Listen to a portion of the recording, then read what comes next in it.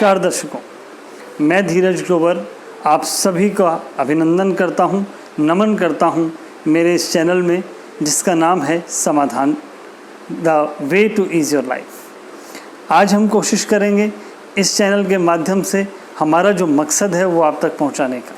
हमारा मकसद है आप तक पहुंचाने के लिए वो सॉल्यूशंस जो बहुत ज़रूरी हैं आपके जीवन को सरल बनाने के लिए। कहीं ना कहीं समस्याएं चारों तरफ हैं, परंतु हमें समस्याओं का पार्ट नहीं बनना है, समस्याओं का हिस्सा नहीं बनना है, हमें हिस्सा बनना है समाधान का।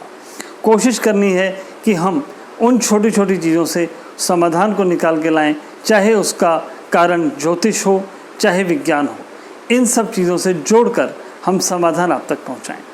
मेरी एक कोशिश और रहेगी, मैं इस चैनल के माध्यम से आप तक हर वो चीज़ पहुंचाने की कोशिश करूंगा जिसके द्वारा हम लोगों को हमारी लाइफ को, हमारे जीवन को सरल बनाने में, परेशानी को दूर करने में, हल मिलने में आसानी होगी। इस प्रकार इस चैनल के माध्यम से हम लोग कोशिश करेंगे आप तक वो चीज़ें पहुंचाने के लिए जो चीज़ें ज़रूरी हैं आपके जीवन के लिए।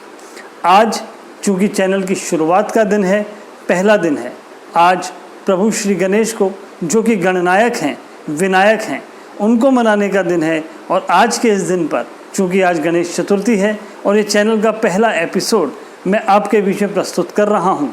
इस एपिसोड में मैं सबसे पहले प्रभु श्री गणेश को नमन करते हुए, उनका वंदन करते हुए आप तक उनकी महिमा का गुणगान करूँगा, उनके पौराणिक महत्व की बात करूँगा, उनसे वेदों के जुड़ाव की बात करूँगा और क्या क्वालिटीज़ उनमें थी जो हमारी जीवन को सरल बना सकती हैं, उनके बारे में बात करूँगा। श्री गणेश जो माँ पार्वती और भगवान शंकर की संतान कहे जाते हैं, गणनायक कहे जाते हैं।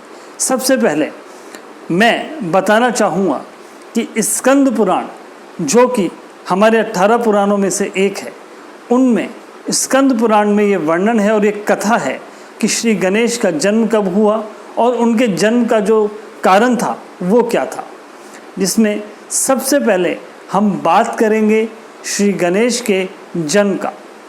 जी हाँ, भाद्रपद शुक्ल पक्ष चतुर्थी का दिन मध्याह्न सिंह लग्न में भगवान श्री गणेश का जन्म हुआ। भगवान श्री गणेश माँ पार्वती के मैल से पैदा हुए। माँ पार्वती ने एक पुतला बनाया जो कि उनकी मैल से बना था और वो शक्ति थी, पार्वती माँ शक्ति थी। अपनी शक्ति उसके अंदर डालकर उन्होंने जो है उस पुतले में जीवन डाला और उस जो उनकी संतान है उन्हें हम भगवान श्री गणेश के नाम से जानते हैं। अब भगवान श्री गणेश कैसे बने, ये भी एक बहुत ही रोचक कथा है और इसका तथ्य भी बहुत रोचक है। मैं आपको बताना चाहूँगा कि जब भगवान शिव जो है स्नान करने के लिए और स्नान करने के साथ साथ पूरे भ्रमण के लिए जब वो निकल गए तो माँ पार्वती कैलाश पर अकेली थी और उन्हें ये डर था कि जब वो स्नान आदि करने जाएंगी तो आखिर कौन है जो उनकी रक्षा करेगा, उनकी सेवा करेगा। उस समय अपने मैल से एक पुतला बनाकर उन्होंने उसमें जान फूंक कर अपनी शक्ति से एक पुतला खड़ा किया और उसे हम भगवान श्री गणेश कहते हैं, जैसे मैंने आपको बताया। इसी दौरान भगवान शिव शंकर वापस लौटे कैलाश में और जहाँ माँ पार्वती स्नान कर रही थी उस जगह जाने लगे तो द्वारपाल की तरह श्री गणेश वहाँ पर खड़े थे। उन्होंने उन्हें रोका। चूँकि शंकर भगवान बहुत ही क्रोध में आने वाले व्यक्ति नहीं रहे, उन्होंने भगवान श्री गणेश को जब उनके साथ उनका जो वार्तालाप हुआ वो जब धीरे धीरे बढ़ता गया और जो श्री गणेश थे उन्होंने रोक दिया। चूँकि उनकी माता ने उन्हें ये टास्क दिया था, मैं इसको बोलना चाहूँगा, ये काम दिया था कि मुझे आप रोकेंगे, इसको कोई भी अंदर नहीं आएगा, तो उन्होंने भगवान शिव शंकर को भी रोका। वो वार्तालाप बढ़ते बढ़ते बढ़ते धीरे धीरे बहुत ही गर्मा गर्मी में तब्दील हुआ। उस समय भगवान शिव शंकर ने अपने त्रिशूल से श्री गणेश का धड़ और सिर अलग कर दिया और उसके बाद जब यह बात माँ पार्वती को पता लगी तो माँ पार्वती ने इस चीज़ के लिए भगवान शिव शंकर के साथ आकर बहस की और उन्हें क्रोध की ज्वाला में जलता देख भगवान शिव शंकर ने उन्हें एक गज का सिर दिया और उस गज के सिर को श्री गणेश के धड़ के साथ लगाया। और वहीं से शुरू हुए श्री गणेश की लीलाओं के दिन और वही शुरुआत रही श्री गणेश की। तो इस तरह से वो जो बालक था वो गणेश बना, गणनायक बना, विनायक बना। और अब हम बात करते हैं एक और कथा की, जिस कथा में हमने ये सुना है जो पद्म पुराण में वर्णित है।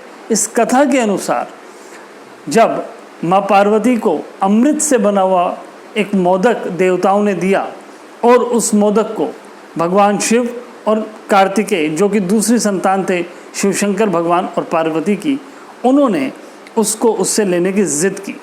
उस जिद में माँ पार्वती ने उसका एक बीच का रास्ता निकाला और ये बोला कि जो सभी तीर्थों का भ्रमण कर कर, इस ब्रह्मांड का भ्रमण कर कर जब जो सबसे पहले हमारे पास लौट के आएगा उसको हम ये अमृत मोदक देंगे।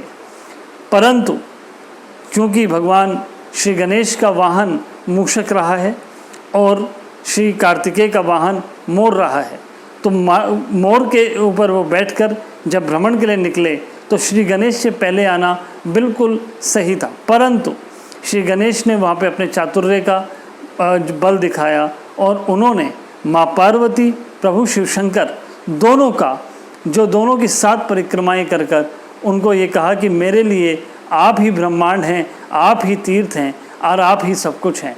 उस चीज़ से भगवान शिवशंकर और माँ पार्वती इतने प्रसन्न हुए कि उन्होंने वो मोदक श्री गणेश जी को दिया और वहाँ से शुरुआत हुआ कि श्री गणेश गणनायक रहेंगे, प्रथम पूज्य रहेंगे और वो हमेशा से हमेशा कहीं पे भी रहेंगे। तो जब तक हम श्री गणेश को नहीं मनाएंगे तब तक वो कार्य पूर्ण नहीं होगा। ये है विघ्नहर्ता की कहानी, जो कहीं ना कहीं हमें स्कंद पुराण में मिलती है और पद्म पुराण में मिलती है। तो यहाँ पर हम ये जान सकते हैं कि हमारे वेद उतने हम लोग सामर्थ्यवान होंगे, उतने हम चतुर होंगे और उतने ही हम संयमित होंगे।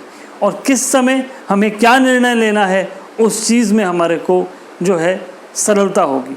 इस तरीके से भगवान श्री गणेश की पूजा करके हम लोगों को शक्ति मिलेगी और साथ ही साथ बुद्धि भी मिलेगी। धन्यवाद। नमस्कार।